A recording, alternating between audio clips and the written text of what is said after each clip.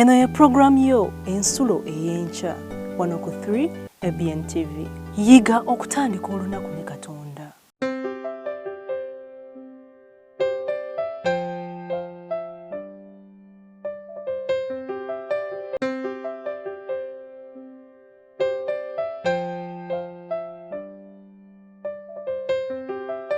Mukwano gwange omulungi omwagalwa, njagala okukulamusaako mu linnya eddungi erya Mukama waffe Yesu Kristo. Ekyawandiikibwa kyaffe eky'olunaku olwaleero tugenda kijja mu kitabo kya Lubereberye essuula esooka olunyiriri olusooka nga wagamba nti ku lubereberye Katonda yatonda eggulu n'ensi. Olubereberye kitwale ng'entandikwa. Akagambo akasinga okunnyumirawo nti oluvannyuma lw'ekigambo olubereberye tuzzaako Katonda. Entandikwa Katonda. Ekibuuzo, olina ky'otandise mu bulamu? Gw'omuvubuka agenda okuwasa, olina ky'oyagala okutandika? Bufumbo Katonda. Mwalimu kutandikaako, gw'ayagala okuzimba ennyumba, gw'ayagala okunoonya omulimu, gw'ayagala okweyongera mu by'okusoma, entandikwa Katonda. Katonda mwalimu ntandikwayo. Njagala Mukama Katonda akuwa omukisa ng'olowooza ku bigambo bino. Mu ntandikwa y'ebintu byonna olowooze Katonda, olwo nno n'enkomerero yabyo Katonda yajja okukomekkerezaayo. Mukama akuwa omukisa. Erinnya Kayiwa Joshua.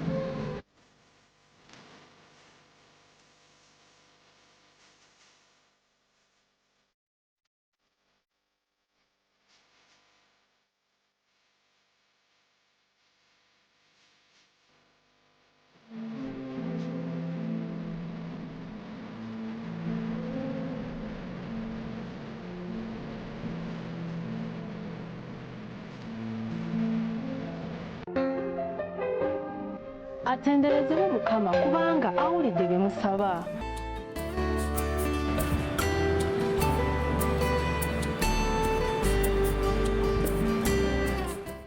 Nkwanirizaako omulabi waffe era omuliriza waffe owa 3 ABN Uganda. Mukama yeebale abukeeseza nga tukyali balamu.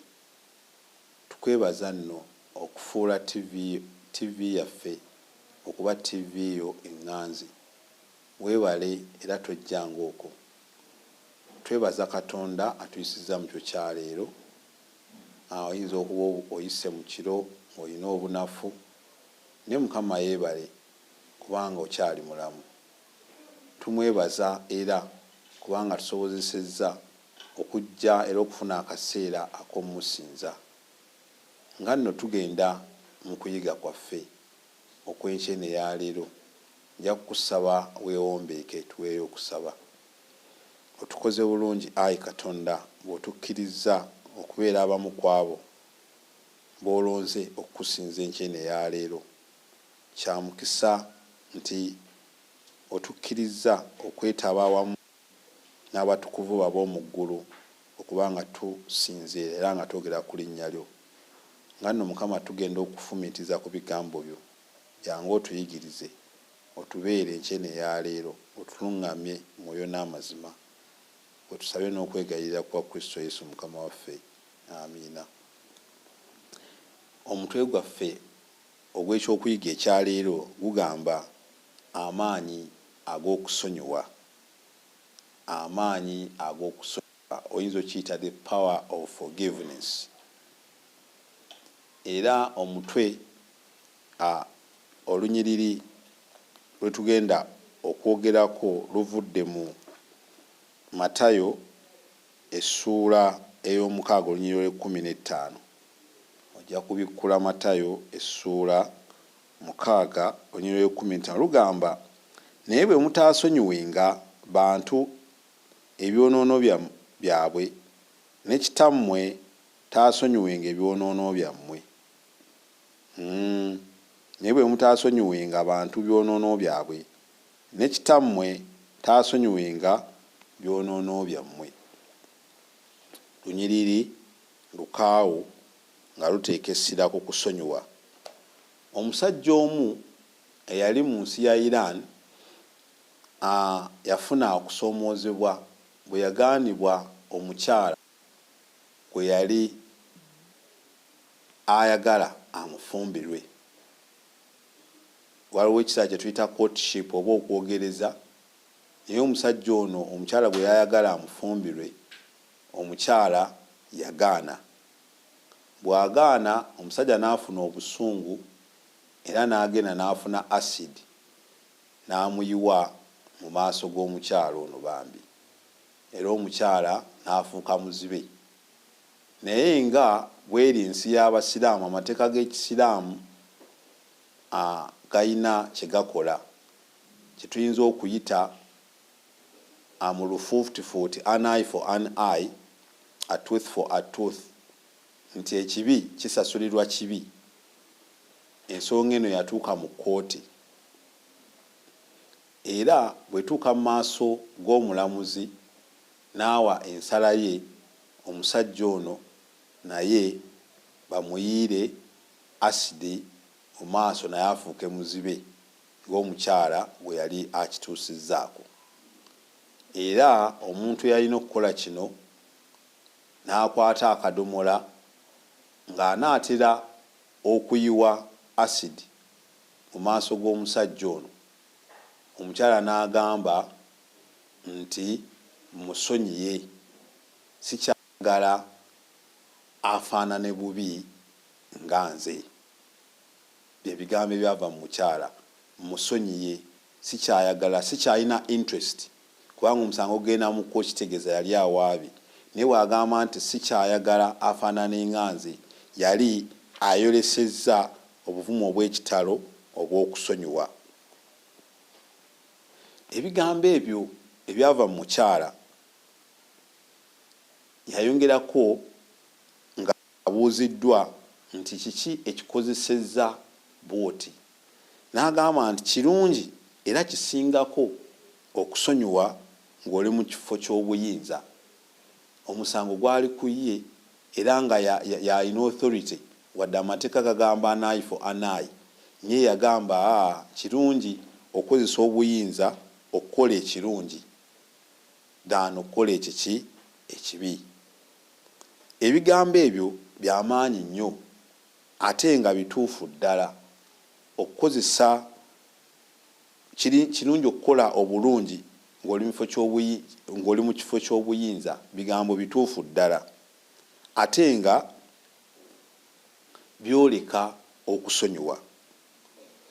Oyinza obutakifaako bw'obeera n'ekkonda, giyite grudge, eri akusobezza, naye kitwala obuvumu n'obumanyirivu okusonyiwa.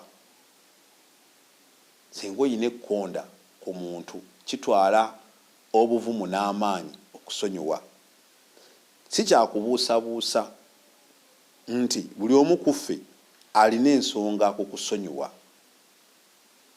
Abantu twetisse ekkonda kiyita obukyayi eri mikwano gyaffe, baliraanwa baffe, abafamire zaffe, bazadde baffe, be twasoma nabo, abaatusomesa. Mmenye kindekeki eyali omwagalwawo nga mwayawukana, eyali boyfriend wo, eyali girlfriend wo. Tuyina ekkonda grudge ku mitima gyaffe era gye twetikidde ebbanga eddene. Naye ng'okusonyiwa kikyali kizibu nnyo gye tuli.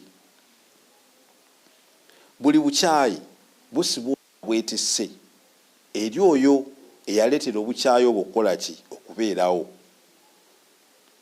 Mu njogera endala nti singa mbeera n'obukyayi eri ggwe, mba n'okwogera naawe ndabanga ekita kyajja tekikyalina nsa. Okukusemberera, okusisinkana ne tusisiŋŋanya, mba ndaba nga sikyagala, kubanga ebintu ebyetera obukyayi ku muntu kibanga ddala nsonga ki nene. Nga bwe tulabye omukyalo ono baabwe yayiirwa ki? Asidi mu feesi. Era kya bulijjo omuntu n'abeera n'obukyayi okumala emyaka ng'ekintu ekimutuusibwako kyabaawo dda abantu beetikka obukyayi gundi oyo nze kale simwagala yakukola ki naye ng'ekintu kyayogerako kitutte enzingu z'emyaka egikola ki egiwera era tulina n'okugaana okusonyiwa oba oli tutuuka n'okufa nga tetusonyiye omuntu neweetikka obukyayi naye nga bututte ebbanga n'ofa nga tosonyiye oba omuntu eyakusobya n'atuuka okufa nga gwe wooli naye nga baabwe tokoze eki tomusonyiye kubanga oyina ekkonda oyina effubitizi oyina obukyayi olw'ensonga eyo yakutuusaako fumiintiriza ku oyo eyakusobya kyali kiki ekikyakugaanyi okusonyiwa omuntu omu yaŋŋamba nti tutera okukozesa ekigambo okwesonyiwa kazini wange omu yaŋŋamba tukozesa nnyo ekigambo gundi namwesonyiwa namusonyiwa ne namwesonyiwa kitegeeza nti oyinza okuba olinga ayina eddembe ku mutima naye ate tokyalina nkolagana naye kubanga wamwesonyiwa yakusobya yankola kintu gundi kale namusonyiwa ne namwesonyiwa nina omu kuba cousins era ye buli we mubeera n'obuzibu oba obutakkaanyaamu ng'akujjukiza ebyebbanga eddene emabega tewankola kintu gundi so kitegeeza times tubikkako obukyayi tubusigazza tubukwese mu mitima gyaffe era ne tubeera nabwo okumala ebbanga eddene weewaawo ebintu ebituleetera obutaagala kusonyiwa kituufu biba biruma teri kintu kijja ku mutima n'okiterekera ebbanga nga tekiriimu nsa kiba kiruma era bireetera n'abantu okwawukana ng'omu tayagala na kuyita munne waakoze eki waayise akutte lino nze kampite wano abantu abamu babeera n'obukyayi eyo mu byalo eyo gye tusibuka eyo oli nga yakyawa munne nga akakubo katono akabatwala oba emugga n'amusanga nga ajja yeetessa amazzi n'asaba ettaka limumire oba oli awo ne yeefuula akyama okufuuyisa mu nsiko oba oli awo n'aweta n'adda mu nsiko kubanga alina obukyayi yakyawagana n'omuntu ekintu ekimuli ku mutima naye abaffe bayibuli eyogera ki ku kusonyiwa bikkula nange mu Matayo ssuula 18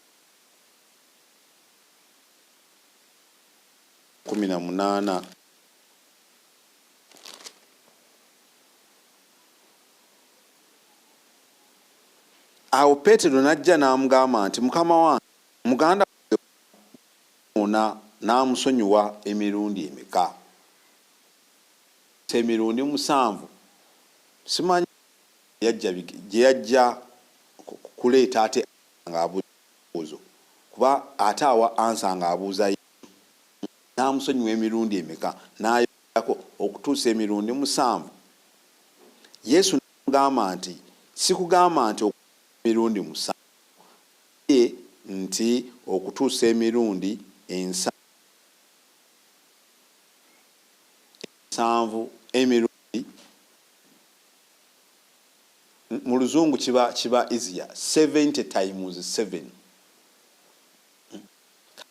omuntu waliwo omuntu ayinza okukusobya emirundi 7 in other words tetulina kutereka grudge bukyayi konda eryo yatusobeza okumala olunaku ne luziba nga tetusonyiye because emirundi 7 giba mingi nnyo okubeera nti muntu akusobeza eyi gibanga nga biba bingi bulala n'akusobya 1 2 10 2 paka ku 7 emirundi 7 gye mirundi 4 giba mingi nnyo so Yesu okuddamu Peetero bw'atyo kiraga nti tewaliiwo kaaganya konna kakuleka bukyayi ku mitima gyaffe eri abo tusobeza mu ssala ya kitaffe era gye tusanga mu ssula ey'omukaaga mu Matayo Yesu yatuyigiriza okusaba tusonyiwenga. Atuyigiriza okukola ki? Okusaba tusonyiwe okwonoona kwaffe, tusonyiwe okwonoona kwaffe nga naffe bwe tukola ki? Bwe tusonyiwa abatwonoona. Twagala kitaffe atusonyiwe ebyonoono byaffe, naye ate ffe tusonyiwa abatwonoona. Kyekiri kikamu ku butundu obuli mu ssaala ya kitaffe, nti tusonyiwe okwonoona kwaffe nga naffe bwe tusonyiwa abatwonoona. Nga bwe nayogeddeko emabega nti okusonyiwa, ebiseera ebimu okusonyiwa kukaluba, naye okusonyiwa kyekyo Katonda kyalambika. Okusonyiwa kukaluba naddala ng'ensonga ebadde nnene. Kambabulireko ku nsonga eyange. Nze kitange gw'oyita omusajja yali polygamous, yatuzaala mu bakyala bangi abawerako era ne tuba bangi, naye wadde twali bangi era nga bamu tukyaliwo wadde abamu bawumudde, yanjagala nnyo okukira ndowooza abamu ku balala. Nze omu ku baana be yali ayagala, naye olw'okuba nti yali anjagala kyaleetera abamu ku baganda bange okufuna ennyiike eri obuganzi bwe nalina eri kitange, era ne basala amagezi ag'okumunkyayisa, era baakola bingi okulaba nti bankyayisaani kitange.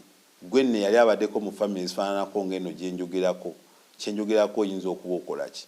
Okimanyi. Naye kyasinga okunnuma mu byonna ekyaliwo kyetuyigako wano ekyokusonyiwa oba okubeera n'ekkonde eri omuntu asobezza. Nina mwannyinaze omu bambi yalwala n'afa, yalwala stroke, ne tumujjanjaba n'afa, naye nga tazze engulu. Kakati bagamba taata wange twategedde ekissegundi, oyo mutabani we yamusse, mutabani we oyo yasse muwalawo, era kitange n'ankyawa. Lumu mba ngenza omulaba nga ngamba sikyakwagala watta ne gundi, neneekanga nnyo. Ngamba wamutta kubanga yali yakuwola ssente ze. Ne mugamba ng'okumpola ssente kindeetera okutta mwannyinaze. Kale n'ebigoberera n'enzuula gye yabijja, naye ne kinnyiga nnyo omutima. Era nange nenfuna obukyayi eri muganda wange eyayogera ebigambo bino eri kitange, ng'aleese ekigambo ekitaliimu nti natta mwannyinaze, nga nsinzira nkozesezza ki. Kale nno bye bimu ku ebyo ebintu ebitubeerako mu nsi muno, n'ofuna obukyayi era eri omuntu nga akoze ekintu era ky'oyinza okufa nga oba oli awo kyakijjukirako.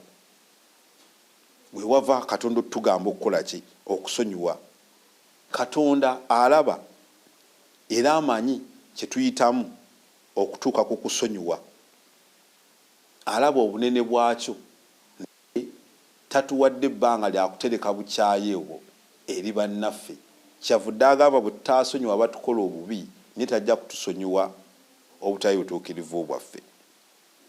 Nga bwe yali ku musaalaba, wali ofumiitirizaako Kristo kye yayitamu ng'ali ku musaalaba,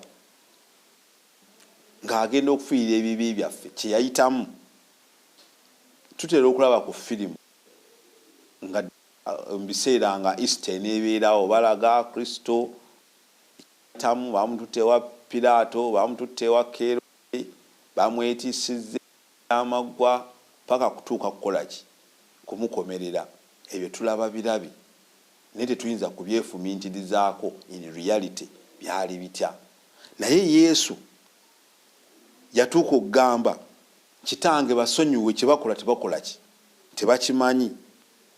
Senga obikkula mu Lukka essuula 20:34 agamba kitange basonyiwe kubanga tebamanyi kye bakola ki?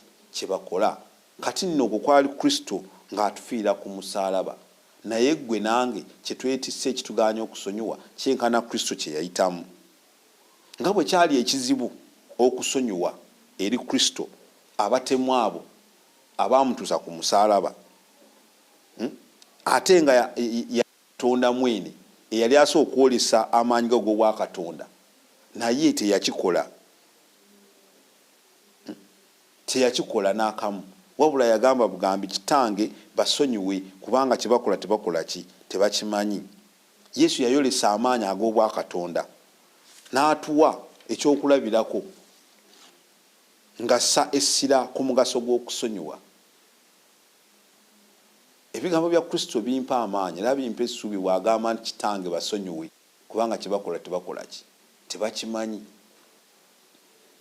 Nye naffe ebitutuukako kitugwanidde okusonyiwa era atuwa ekyokulabirako eky'amaanyi kubanga ate abaakomerera Kristo va kuffe ebitutuukako ku nsi naye baabwe byonna baakonjera mu konjere. Yes, naffe batukonjera era bye bituleetera ekkonda ku mitima, ebituleetera obukyayi eri bannaffe. Noga akundi oyo sikyamwagala ddala mu bulamu bwange, ng'owulira oyagala okubeera n'emirembe naye nga toli naye. Naye ate Katonda atugamba tusonyiwe emirundi 7 emirundi 7. Kyali kyakulabirako kyamaanyi Kristo kye yayolesa kubanga abo bonna abaamukomera ku musaalaba yandibadde agamba sibasonyiye, naye ate yayolesa okusonyiwa bwe yagamba nti nkoze eki mbasonyiye. Ekyewuunyisa ku butasonyiwa tebukosa oyo eyakusobya. Obutasonyiwa bukosa gwe agaanye okusonyiwa kubanga oyinza n'okuba nti wafuna amawulire ku muntu kye yakukola naye ng'ate ayinza n'okuba bambi takikolangako. Gwe n'obeera awo ne weetikka omugugu, kale gundi yanjagalira omukazi, kale gundi yakola kino, kale gundi yankola kino, ne kikumenya. Naye ng'ate senga omutuukira ne muzzaawo obwa sseruganda obulamu butambula bulungi. Waliwo programu emu eri ku Prime Radio okwo yakusonyiwa era abantu bakuba amasimu, gundi yankola kino naye musonyiye. Aba yeetikkudde omutima ogwo naye it takes another step gw'okusituka n'ogenda ew'omuntu oyo n'omugamba naye gundi wanjogerako ebigambo bwe biti, wankola kigambo kiti ne bwe kiti, ne musonyiwagana ne mutambula bulungi. Y'embeera eyo Katonda gy'akola ki gy'atwagaza. Yesu yagamba Katonda Yesu yagamba nga Katonda bw'asonyiwa abaana be basaanidde okukola ekintu kye kimu nga basonyiwa. Yesu atulaga ekifaananyi kya Katonda. Fumitiza bye tusobezza Katonda okuva bwe yali atutadde ku nsi kuno, kubanga okuva ku bireberye jjajjaffe Adamu naye yasobya ne kaawa, naye naffe okuva bwe twazaalibwa tuzze tukole ebyo Katonda by'atayagala tukole. Naye singa Katonda ajjayo fayiro ennene nti lumbuye bino by'okoze okuva entakera okuva luli n'aga fayiro eno yejjudde emisango gyo sigenda kusonyiwa, gwoba owulira otya? Kale nno kyansonga naffe okwekuba mu mitima ne tusonyiwa abatukola obubi, wadde ng'olumu kiyinza okuba ng'ekitasoboka. Ekisa kya Katonda kitusobozesa okusonyiwa nga Yesu bwe yasonyiwa era Yesu bwe yakola. Nkusabira nno muganda wange, nga tuli mu nsi ey'ekibi tukyafuna ebizibu bingi era ebiyinza otuleetera okwawukana. Tulina n'okubeera mu kkanisa naye ng'era mu kkanisa oyinamu omuntu gw'otayagala, gundi oyo simwagala. Naye nga baabwe oyinza n'okuba tomwagala nga ye tamanyi, gundi yankola kino. Mu maka gye tubeera gundi simwagala, extended families gundi simwagala, naye ate Kristo atukubiriza okukola ki? Okwagalana. Okwagalana kye kintu ekitugatta. Tulina okuba nga tulina okwagala eri bantu bannaffe. Gundi tukola naye omusajja oyo mwetaaga mu bulamu bwange, saagala kumuwuliza. Then tetujja kubeera Bakristaayo nga tulina we twerekerayo.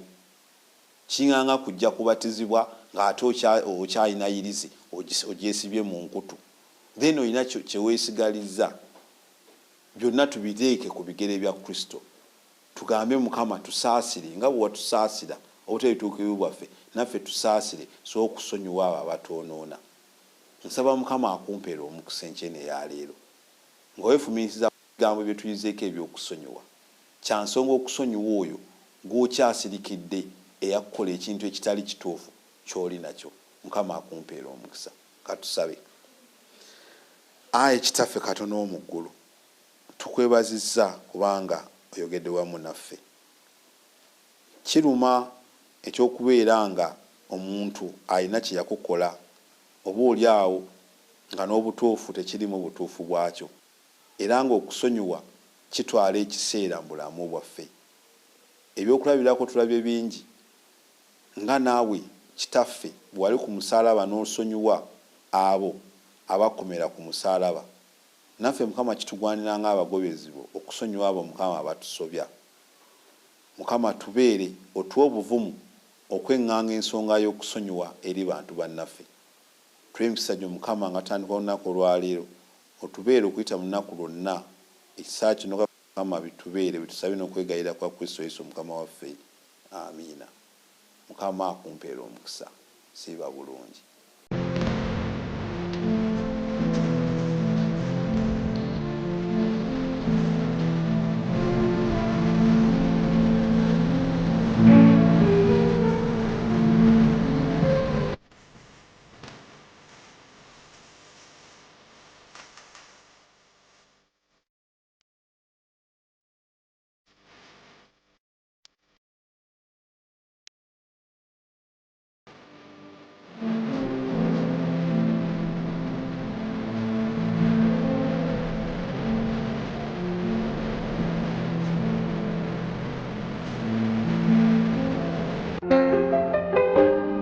Atenderezebwe Mukama kubanga awulidde bye musaba.